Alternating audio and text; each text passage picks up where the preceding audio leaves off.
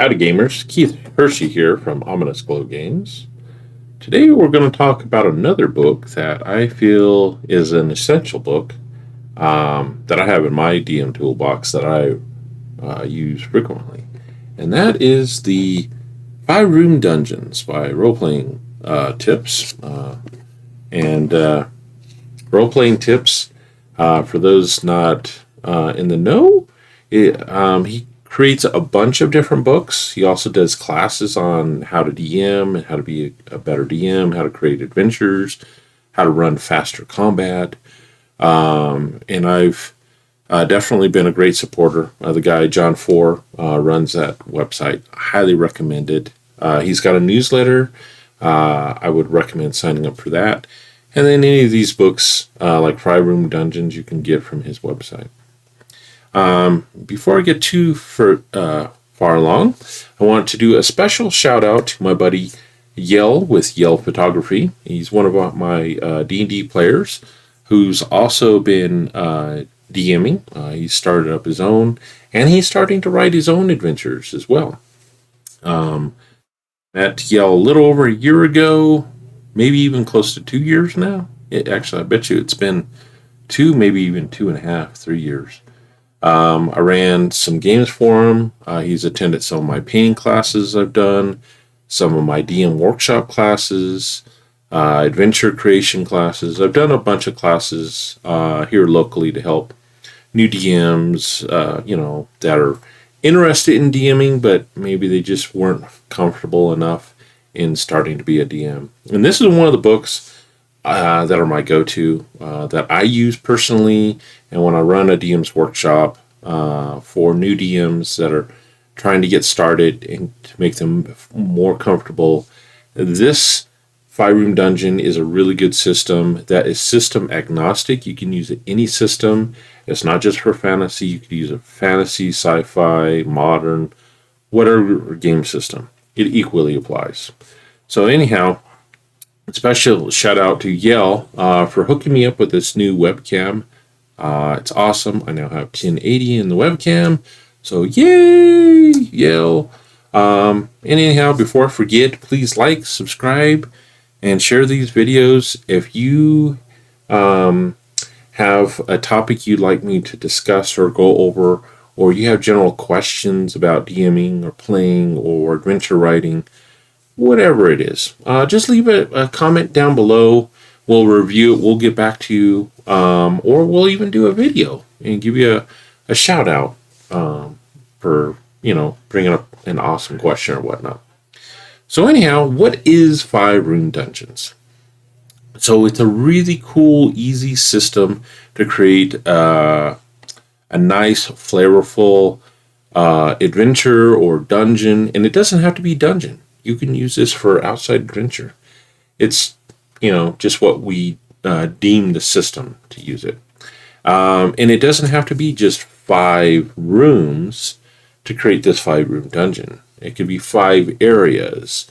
It could be, 5 sets of like 20 rooms make up this one area. All right. So anyhow, let's get into it a little bit more. So the 5 room dungeon. So room 1. And once again, this could be more than one dungeon, and it could be just an outside area. So room 1 is the entrance and or guardian. There's in this book, he breaks down how to use a system, and most of the book are examples. Samples you can use for your own adventures and whatnot. So it's a really great book. So let's say I'm going to start throwing out some ideas. We'll try and create a 5 room dungeon together here, and I'll give you ideas as you go. So the characters, they've got this map to find this old elven temple to a forgotten god of Selenia Moonglow. And they're going through this old growth forest in search of it. They got the old map that puts them in the general area, but they got to find it because it's hidden somewhere. They got to find the entrance somewhere. Anyhow, they're in the spot. They find this one area that's got this, huge block of hedge this special hedge with these unique flowers. They're like moonflowers or something that they discover. These flowers, they glow like a light iridescent blue in the full moonlight. And the party's like, okay, well, maybe it's through here. So maybe the players start trying to hack through this thing of hedges, and it starts shooting thorns at them. And they're like, what the hell? So they start getting attacked, by this hedge, and they're not making any headway. So maybe they start getting together like, oh well, screw this, give me the axe. We're really going to start hacking. So they start hacking it, and it starts oozing this sap, and it's some of the players get it on their hands, and it's a contact poison. It makes them really sick, so they're like retching and everything. And maybe one of the wizards finds like a hidden pedestal in the base of the hedges somewhere.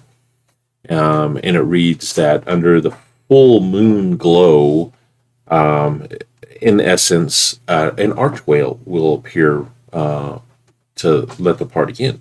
So the party, after hearing that, they decide that they're going to rest and recuperate, wait for midnight. There's going to be a full moon that night. So they rest, recuperate a little bit. The players start feeling better. Sure enough, the full moonlight comes up, and it reveals an archway that lets them in through this really thick hedge. And it's like 10 feet thick, So they come in. There's this beautiful like courtyard in here, a temple made of moonstone, maybe it's moon glass or something, kind of semi-transparent glass.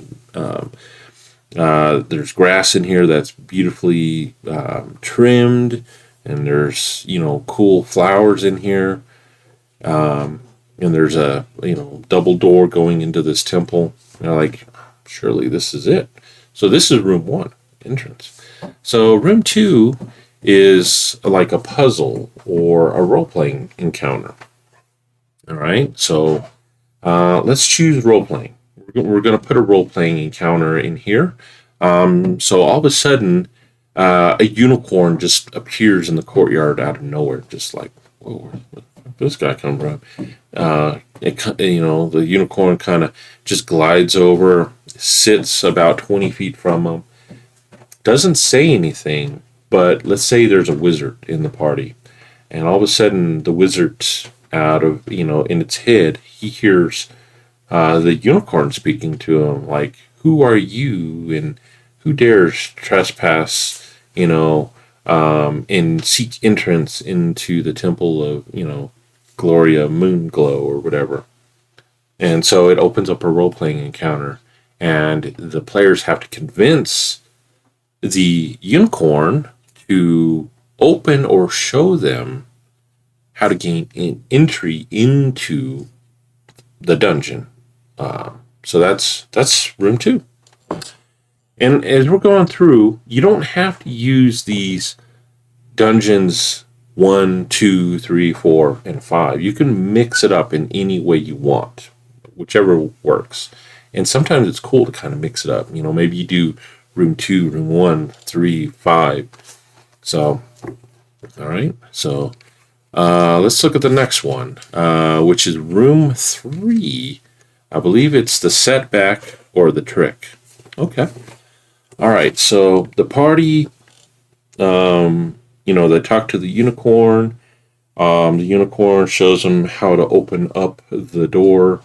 Maybe they got to take some of the moonflowers and grind them up to make a paste that they smear on the door or something to reveal the door handle that opens up the door. So they open it up. They go in. There's this grand chamber.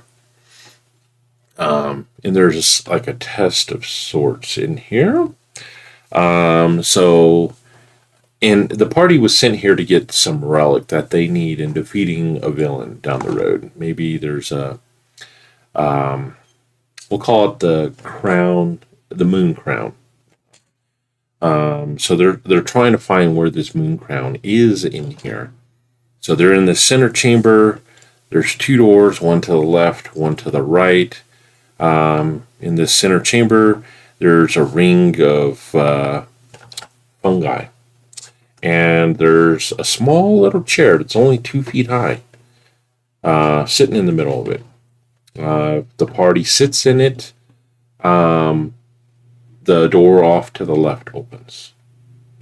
If, let's say, the party, let's say they just sit in it. They don't do anything else. They don't, check any of the other rooms or not rooms, but any of the other doors or check the walls. They're like, yeah, sit on it. Their audible click, the door off to the left opens up. They go into there. There's like a 30 by 30 foot room. There's maybe a sarcophagus in there, or made out of moon glass again, with an elven lady in there who is been interred, and she has a black crown sitting on her head. The party goes over there. They work on trying to figure out how to open up this sarcophagus. This is obviously the crown they're looking for, so they grab that, and then maybe there's another item in there. Maybe there's a wand in there made out of copper. The mage is like, oh, cool, this is a cool wand. Well, let's go back to the main room. We'll kind of identify this. We got the crown. Let's see how this goes. And he's like, yeah, I'm going to identify this wand. So it's, copper wand. It's got some inscription in there, but part of the inscription, when he tries to read it in Elvish, it's kind of indecipherable. It's confusing. But there's two other letters that say fairy fire. And they're like, yeah, wand made out of copper. And fairy fire? Yeah, okay, let's identify it. So he identifies it. There's a savings throw made. He fails. He starts convulsing. He lays over. He's got blood oozing out of his ears, and the wand just shatters. Everyone's like, what the hell? They rest up. The cleric comes up. They do some healing on the mage. He comes to, and he reveals that the wand, it was a cursed wand that he tried to identify. And they're like, what the hell would a cursed wand be in here? And so they're now like wondering about this crown. Is the crown legit? Maybe it's a trick, for easy tomb robbers to come in if they gain entry. They go in here, they try and get this crown. It's a cursed crown, along with that wand. But if they were if they were to sit in that throne instead of just sitting there, maybe if they sat there and said a certain prayer, it would have opened up the correct crown. Maybe there's a saying for this old god, like, may the moon bless your roses or something like that. Maybe if that was said, if they would have investigated a little bit more, maybe there was some inscription somewhere in the temple. They would have found that would have led them to the right room. So anyhow, that's room 3, trick or trap. So the next one, room 4 is climax, big battle or conflict. So let's say, they decide, okay, so there's something up with this. Let's explore a little bit more, see what's going on.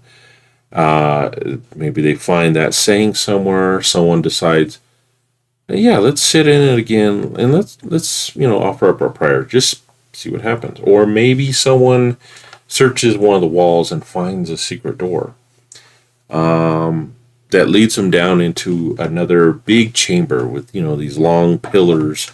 It's like 30-foot high ceiling. Maybe the ceiling itself is made out of glass. It's not stone that lets the moonlight filter through. Maybe there's a pedestal on the, out there on the front that's got like a crystal ball or something there. So the party comes in, they start investigating that, And unbeknownst to the party, there's a drow raiding party that got wind of what the party was seeking, and they are seeking to gain entry into this, and they've been secretly following them. The party doesn't know this. So anyhow, the party that they're investigating this crystal ball here. There's another door at the far end. But anyhow, as they're investigating this, all of a sudden they're waylaid by this drow party back behind there. Big old party ensues, and we're looking for, this is the climax. So it's a big old battle, probably 8, 10 drow. There's a drow sorceress back there, wielding spells, throwing them out there. And it goes down. The party exhausts quite a bit of resources trying to fend this off. They are successful. Okay. So this is the big climax of the dungeon. All right. So they go through the next door. And there is room 5 is reward, revelation, or plot twist. So maybe they come in here. There's a 30 by 30 foot room. There's another glass sarcophagus with an elven lady here, and she's got a crown on her head, but it is one made out of moonstone. It looks real, and she's got some ornate, silver armor on. She's got a silver longsword next to her, a bunch of gold. All the walls in here have frescoes and paintings describing this god and all the good deeds she's done and whatnot. So this is the reward. And so the players get their crown. And so that's room 5. So other versions of room 5 could be a plot twist, So maybe they get all these items, but maybe one item in, between the armor or the short sword or a long sword, maybe there's a ring in here. The ring doesn't belong, and it twists the party. Maybe it causes one of the parties to become possessed by this evil entity or something. Anyhow, if you do the plot twist, make sure you use it sparingly. Don't do it every single time. So you want to definitely do the reward a lot of times, but every once in a while when you use this, do a plot twist to kind of just keep things fresh as you're going through it. But anyhow, that is the 5-room dungeon method in a very short sample of this. And this story I've given you just come off the top of my head as I'm going through it. But this 5-room dungeon by Role Playing Tips, you can order it through there. I think you can also order it through Drive-Thru RPG. You can get it there. It's got a bunch of different samples in here. There's no art in here, unfortunately, but it's got packed full of ideas and suggestions, and whatnot. Actually, I guess it does have a little bit of art in there. Sorry. So there's some art.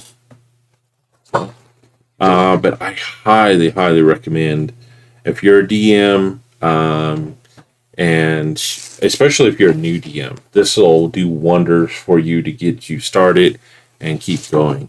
So anyhow, those of you that are watching this, have you used the 5-room dungeon method? If so, give me some ideas of what ideas or adventures you've come up with. If you're on the fence, what's keeping you on the fence from picking this up? And if you have any ideas or suggestions on video content you would like me to create or go over, please leave a comment down below. Anyhow, happy gaming, and we'll see you next time. Bye.